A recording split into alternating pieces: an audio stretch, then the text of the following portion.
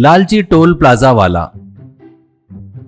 मेरठ में वीजू करके एक आदमी एयरपोर्ट पे काम करता था। उसको कुछ समय पहले से चोरी करना नहीं जम रहा था, इसलिए वो काम कर रहा था। ये बात शेषु नामक कॉन्ट्रैक्टर को पता थी कि वीजू पहले चोर था, इसलिए वो हमेशा वीजू का अपमान करता था। इससे वीजू को बहुत गुस्सा आता था, इसलिए वीजू वहाँ काम करना छोड़ देता है।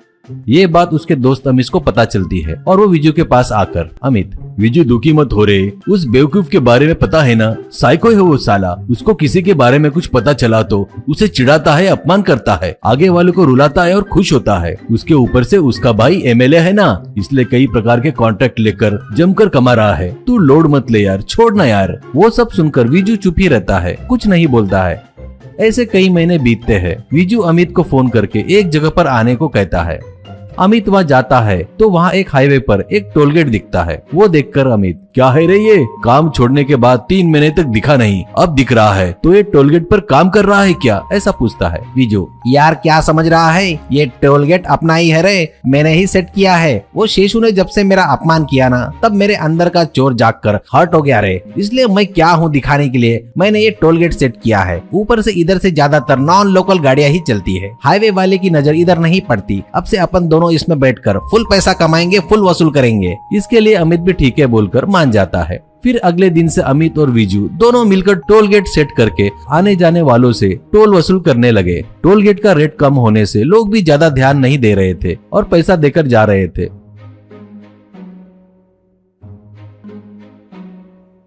उतना ही नहीं, वसूले से पैसों में से कुछ पैसा लोकल में कुछ अफसरों को देने लगे। इससे कोई भी अफसर विजू की तरफ नहीं आता था।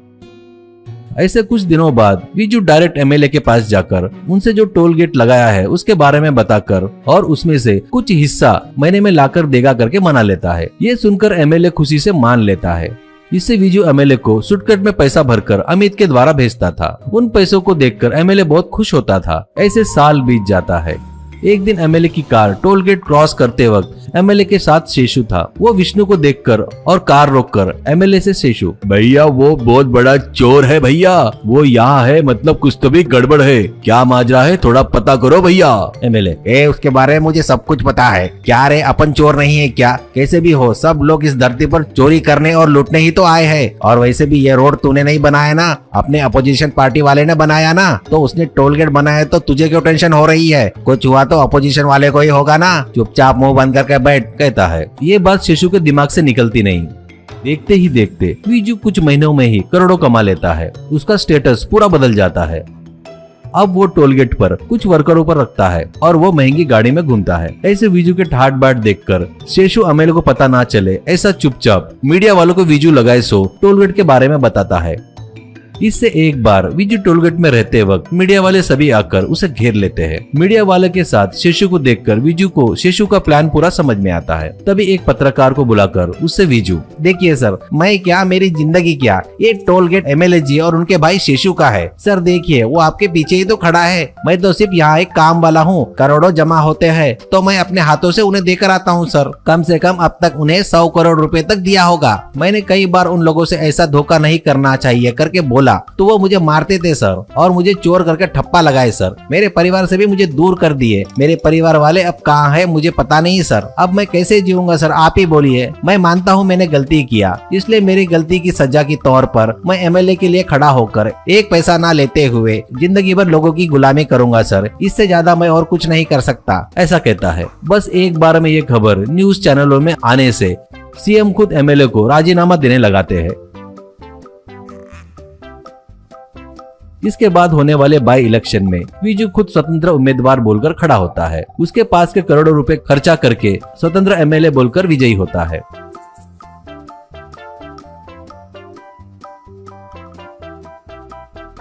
ऐसे जीतने के बाद विजू एमएलए के घर जाकर वहाँ शेषु को थैंक्स कहता है और बाद में एमएलए से विजू, सॉरी भैया, बुरा मत मानो, आप बोले तो मुझे हमेशा आपसे प्यार रहेगा भैया। मेरे नकली टोलगेट से मुझे एनकरेज किए, मुझे करोड़पति बनाए, लेकिन मैंने कुछ नहीं किया भैया, ये सब आपके भाई ने किया है। अचानक मीडिया वालों को बुलाकर मुझे फंसाना चाहता था भैया। मैं भी एक इंसान हूँ ना भैया, डायरेक्ट जेल में कैसे जाऊँ? मैं भी मेरे से बड़े को फंसाना चाहिए ना, इसलिए बचने के लिए आपको फंसाया भैया। इसमें प्लान वगैरह दुश्मनी कुछ भी नहीं है भैया। ठीक है भैया, बाय बाय, फिर मिलेंगे भैया। भैया अगर आपको कहीं टोल गेट लगाएंगे तो पहले मुझे ही बताना भैया, कहकर चला गया।